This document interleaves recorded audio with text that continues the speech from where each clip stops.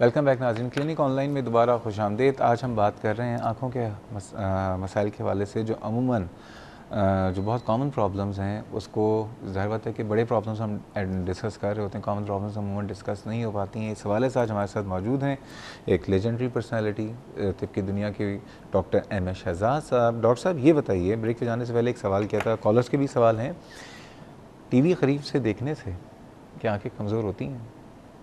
जी नहीं, मतलब it has been proven कि टीवी करीब से देखने में कोई विजुअल प्रॉब्लम कोई नहीं होती है, और ना ये नज़र को अफेक्ट करता है और ना नज़र को ख़राब करता है। ये ज़रूर है कि करीब से आप बैठेंगे तो फटीग जल्दी हो जाती है, क्योंकि आपको फोकस जो करना पड़ रहा है वो एक छोटे एरिया में करना पड़ रहा है। इसकी मिसाल ऐसी है कि आप सिनेमा देखने जाएँ, अगर आप फ्रंट रो में बैठे हो या पीछे बैठे हो, तो आपको बाद में जब आप फिल्म के बाद फ्रंट रो पे जब उठेंगे तो सर में आपके दर्द होगा। वो इसलिए कि आप कंसंट्रेट कर रहे होते हैं करीब से, और पीछे रिलैक्स होते हैं, बड़े रिलैक्स होते हैं। तो और कोई इसका वो नहीं है। मैंने कई दफ़ा पेशेंट्स के, जो बच्चों के जो वालिदैन आके शिकायत करते हैं कि ये टीवी देख देख के इसने अपनी बच्चे जो आगे टीवी की तरफ बैठे, आगे टीवी देख, इससे कुछ नहीं होता।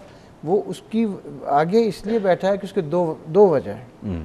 या तो उसको पीछे बैठ के साफ नज़र नहीं आता, या उसको पीछे बैठ के सुनाई नहीं देता।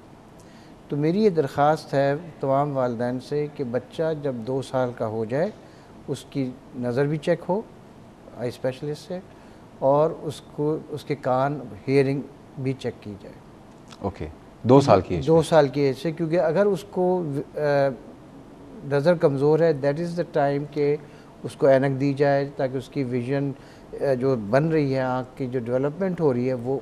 अब इतना 2 साल का बच्चा वो टिक के तो बैठता नहीं है, मुंह से मामा बाबा के अलावा कुछ बोलता नहीं, वो कैसे बताएगा? वो हम उससे कतरे डाल के हमें अंदाज़ा हो जाता है।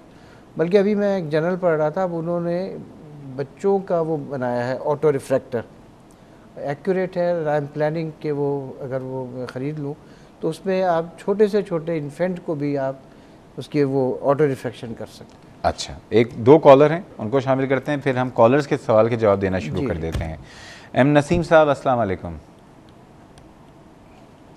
नसीम साहब आप लाइन पे हैं या कॉल ड्रॉप हो गई है?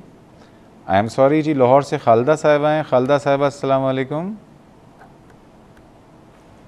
खालदा साहिबा भी हैं या इनकी भी कॉल ड्रॉप? डॉक्टर साहब मैं हूं।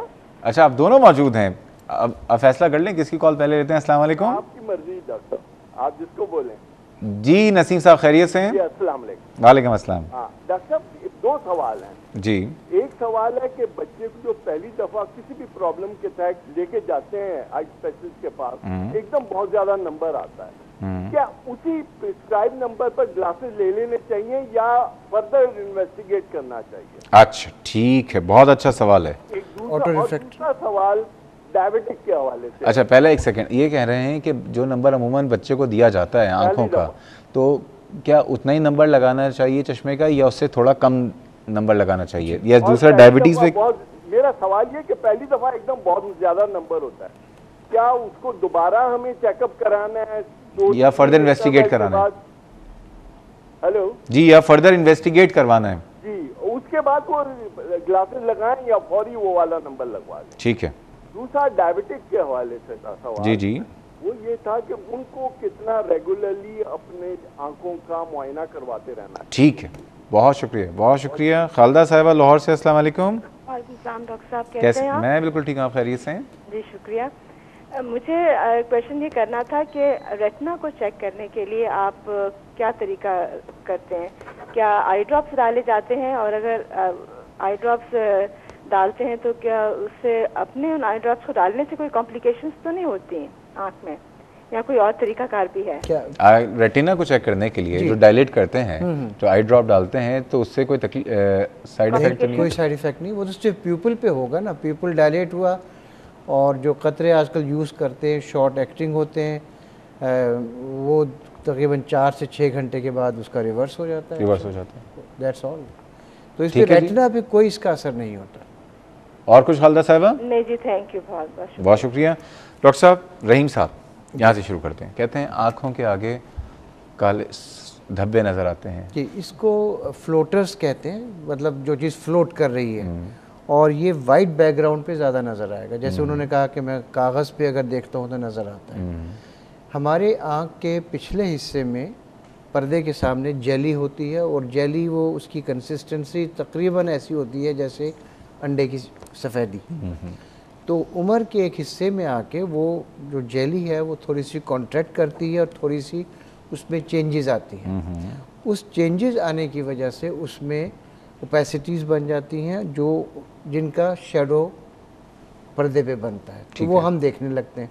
अब वो चूँकि वो जेली जो है मोबाइल है, हिलती रहती है, तो वो जो ओपेसिटी है वो भी साथ साथ हिलेगी। तो ये ख़तरनाक बात है कोई? ये देखिए, अगर ये ज़्यादातर लोगों में बहुत से लोग आते हैं, लेकिन जिसको फ्लोटर्स हो ही मस्ट उसको ज़रूर आँखों के डॉक्टर को दिखाना चाहिए, क्योंकि फ्लोटर्स जब भी आते हैं जब पर्दे में कोई प्रॉब्लम हो रही हो, लाइक कोई हैमरेज हो रहा हो, क्योंकि जब ब्लड आएगा तो वो भी काले धब्बे नज़र आएंगे, या पर्दे में कोई होल बन रहा हो, जब होल बनता है पर्दे पर तो फिर ब्लीडिंग होती है, तो वो आपको, जैसे आपने उसने पूछा था कि फ्लैशेस तो नहीं आते, और ये फ्लैशेस जब आते हैं जब पर्दा होल इज़ इन फॉर्मेशन, कि वो उसको पर्दे को खींच रहा है तो फ्लैशेस आए, जब वो पर्दे को खींच के होल बन गया, ब्लड आया तो फ्लोटर्स आए।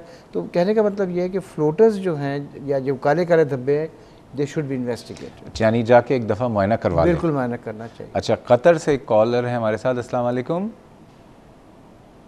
अस्सलाम वालेकुम।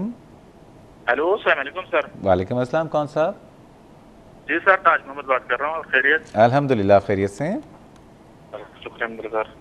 जनाब जी सर, मेरे नज़र का प्रॉब्लम है, तो रात से है, लेकिन बचपने से मुझे ये मर्ज था ना रात में। सॉरी क्या रहा? तो अब जो है दिन में मुझे फर्क पड़ा और तकलीफ हो रहा है। दिन दिन से मेरे नज़र कमजोर होता जाता है अभी। तो मैंने बहुत जगह चेकअप कराया, तो मेरा केस कोई डॉक्टर आज तक कोई लिया नहीं है, तो कोई भी इलाज का मुझे मशवरा नहीं बता रहे हैं। आपको सवाल समझ में आ गया इनका? जी नहीं भैया, आप ये बताइए, आपने शुरू में कहा था कि आपको रात को नज़र नहीं आता है। जी, रात में शुरू से नजर नहीं, बचपने से नजर नहीं आता था। अच्छा, लेकिन लाइटों के ये सामने रेटिनाइटिस पिगमेंट हो जाता है। बराबर था। जी तो गाड़ी रात को मैंने गाड़ी बराबर चलाता था पहला ना। जी। अब जो है रात को चला सकता हूँ गाड़ी। देखिए, आपको एक बीमारी दे दूं जवाब में? अभी एक काम करते हैं, ताज मोहम्मद साहब जो है, आप बहुत शुक्रिया आपकी कॉल करने का। अब हमारे साथ रहीम साहब के सवाल का जवाब दे दिया। अब एमन साहिबा की बारी है, फिर नसीम साहब, फिर खालिदा साहिबा, ताज मोहम्मद साहब।